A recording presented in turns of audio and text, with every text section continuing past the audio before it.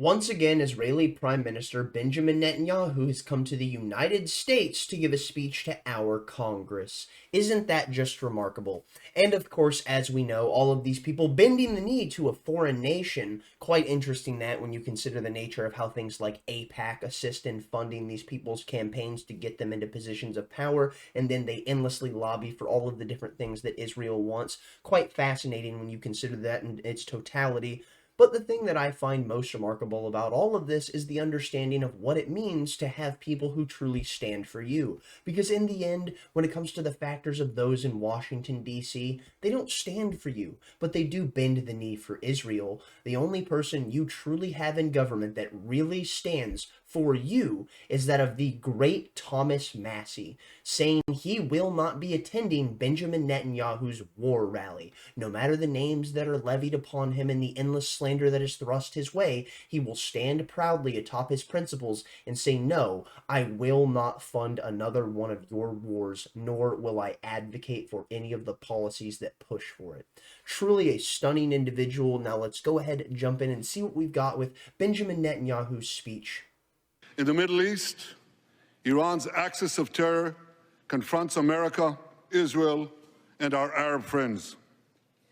This is not a clash of civilizations. It's a clash between barbarism and civilization. Alrighty, where do we even start? I suppose we go in order of the structure of what Benjamin Netanyahu gave us. Screw it. Alright, so first off, talking about Iran, the all-encompassing threat that is Iran on the world stage, which if you were to actually consider the conceptual threat that Iran actually is, it's not to the United States, it is most certainly to Israel, which makes sense why he's trying to whip up the United States Congress in a frenzy when it comes to that fact. And how does he do this? By talking about how Iran is part of the new axis of evil, which a long time ago when this conflict started on October 7th, which this was not the beginning of the Israel-Palestine conflict, but the current iteration of what we're seeing it is today. So the thing that we need to address would be what? That this was so obviously going to be the nature of how this shifted when it comes to the rhetoric that is being used, because it's so obvious that the standards of what was visited upon those during World War II was one of the most horrific and barbaric of feats man has ever delivered upon man. That is an important thing to focus on, because this factor alone is what makes us have such an averse and emotional reaction to the standards of World War II or any of the rhetoric surrounding it, which is exactly why we see it being employed in a moment such as this, as nothing more than a propaganda term. Benjamin Netanyahu, not a stupid man, very well adept when it comes to the factors of manipulating the levers of power, and clearly understands the game that he is playing. I think it's truly stunning to see because it highlights the fact of him very clearly knowing exactly what his intent is, and it is to see that of the U.S. fight another one of his wars. And if it sounds a bit ridiculous for the U.S. to be fighting wars for Israel per se, well, there's something I would recommend you go check out, and it's a document called A Clean Break, a new strategy for securing the realm. And in this, it talks about how what we can do is fight wars consistently throughout that of the Middle East, and in the process, it will create stability for Israel and effectively level out the turmoil within the region per se. And now here you can see A Clean Break, a new strategy for securing the realm. This will be linked in the description down below so you can go find it and check it out in your own time. There are a couple of different pieces that I would highly recommend you go check out if you are curious about things such as this. So now let's go ahead and jump into those real fast, and then we'll get right back into what Benjamin Netanyahu was talking about. Here we see Rebuilding America's Defenses, Strategy, Forces, and Resources for a New Century, a report of the Project for a New American Century, September 2000. Then you dovetail this with the PNAC document, 1997 to 2006, and the post-Cold War neoconservative moment, as well as tying in this right here, the Israel Project's 2009 Global Language Dictionary, and every single time you see them talk about something akin to war in the Middle East or the factors of why it is that we must support Israel, the entirety of the picture is painted for you immediately. And it is something that I think is crucial for many to pay attention to, is the fact that you have a litany of different ways in which you can tackle these, and the best way to do so is always by simply looking at the documents that the government itself provides, telling you exactly the plans that they are going to be unfurling. And that is what we see happening, and once you can simply read their playbook quite literally as you see in front of you, it makes analyzing this landscape so much easier. Alrighty, just to jump in now to finish this off with something that I think is crucial to touch on when we talk about, let's say, Benjamin Netanyahu and how he ends up talking about the fact of this isn't a war about civilizations versus civilizations. This is a war about civilization versus barbarism. Ah, yes, that barbarism that you, Benjamin Netanyahu, fueled, funded, and allowed to fester to destabilize the Palestinian Liberation Organization under Yasser Arafat. Here we see from the Times of Israel, for years, Netanyahu propped up Hamas. Now it's blown up in our faces. The premier's policy of treating the terror group as a partner at the expense of Abbas and the Palestinian statehood has resulted in wounds that will take Israel years to heal from. This is a phenomenal piece. Link in the description down below so you can go ahead and check it out. Now let's go ahead and throw it into this next clip of Benjamin Netanyahu speaking to Congress. Iran is funding the anti-Israel protests that are going on right now outside this building. Not that many, but they're there, and throughout the city. Well, I have a message for these protesters. When the tyrants of Tehran, who hang gays from cranes and murder women for not covering their hair, are praising, promoting, and funding you, you have officially become Iran's useful idiots.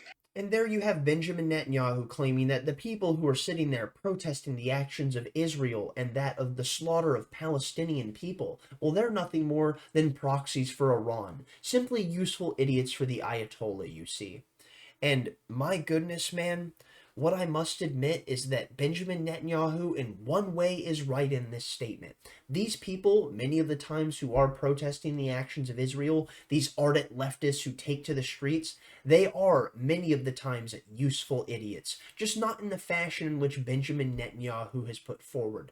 Because what we can actually understand is that as they destroy the civil society with which they live in, akin to that of, I don't know, the United States or many of these European countries that we've seen many of these anti-Israel protests pop off in, where of course these people end up destroying and graffitiing the areas in which they're actually protesting, the thing that we address here would be what?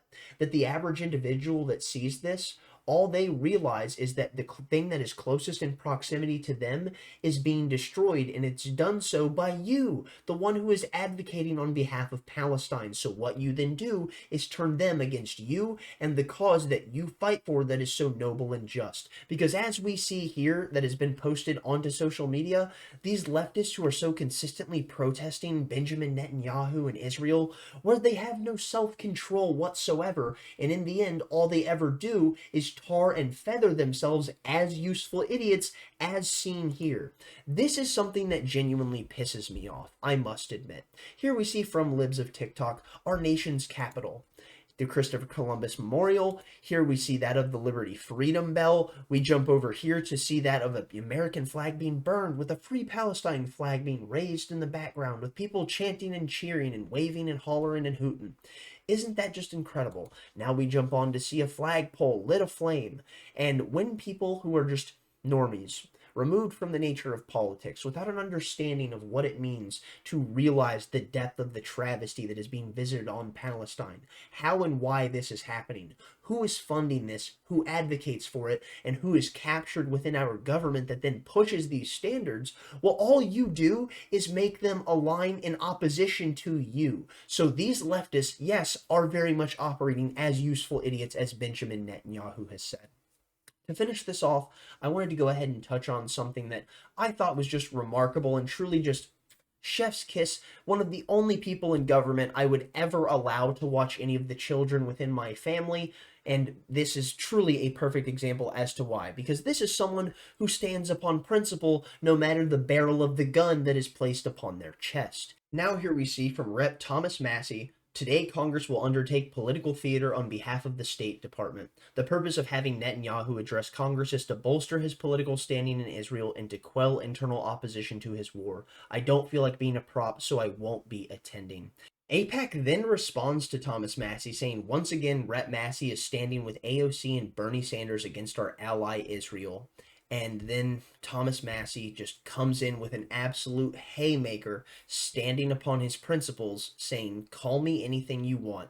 I still won't be attending your war rally, which is exactly what we see. all of these people within that of the United States Congress whipped into a frenzy, clapping and cheering as Benjamin Netanyahu finishes his speeches. One of the largest, if not the largest, standing ovation to date that we've seen within the U.S. Congress, and for a foreign leader no less. Isn't that just incredible? Makes you wonder who it is that pulls the strings behind the curtain. Anyways, I'm going to go ahead and call it there, but before I do, I wanted to go ahead and leave it off with this post that is most important to go ahead and touch on, just to go ahead and leave this hanging in the air, because for those who truly claim to be America first, well, what you have to understand is that America first means hating both of these photos. Simply put. I'm going to go ahead and call it there. Thank you for watching. If you got this far, thumbs up if you liked it, thumbs down if you didn't. Tell me where I'm wrong in the comment section down below. Stay lovely, stay great, and most importantly, as always, tell someone you love them. Peace out.